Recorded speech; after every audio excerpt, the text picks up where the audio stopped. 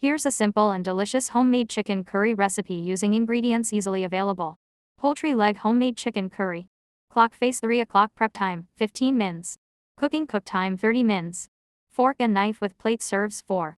Salt ingredients. 1.5 pounds 700 grams chicken, boneless thighs or drumsticks, cut into pieces. 2 tablespoons oil, vegetable or olive oil. 1 large onion finely chopped. 2 tomatoes chopped or use 1/2 cup canned tomatoes. 1 tablespoon ginger garlic paste. 1/2 cup plain yogurt, optional for creaminess.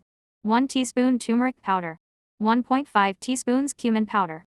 1.5 teaspoons coriander powder. 1 teaspoon red chili powder, adjust to taste. 1.5 teaspoons garam masala. Salt to taste. Fresh cilantro for garnish. 1 cup water for gravy. Instructions. Heat oil in a large pan over medium heat.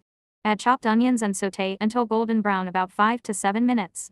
Add ginger garlic paste and stir for 1 minute until fragrant. Add tomatoes and cook until soft and oil starts to separate. Add turmeric, cumin, coriander, chili powder, and salt. Cook for 1 to 2 minutes. Stir in yogurt, if using, and cook for 2 minutes, stirring continuously. Add chicken pieces and mix well with the masala. Cook for 5 to 7 minutes until chicken turns white. Add 1 cup water. Cover and simmer for 15 to 20 minutes on medium-low heat until chicken is fully cooked and tender.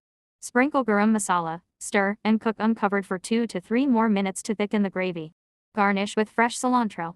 Cooked rice serve with steamed basmati rice, naan or roti, simple salad or raita. Let me know if you want a dry chicken recipe or something Indo-Chinese like chicken Manchurian.